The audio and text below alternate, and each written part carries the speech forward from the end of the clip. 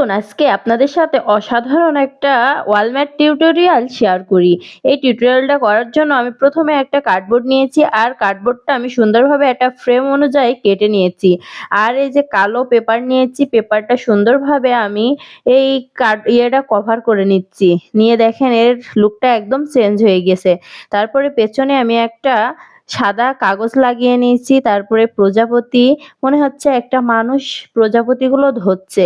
আর এই যে প্রজাপতিগুলো আমি সুন্দরভাবে গোলাপি কালারের পেপার কেটে নিয়েছি আর এর উপরে আর একটা করে আমি প্রজাপতি বসিয়ে দেব, তাতে করে 3D একটা লুক চলে আসে।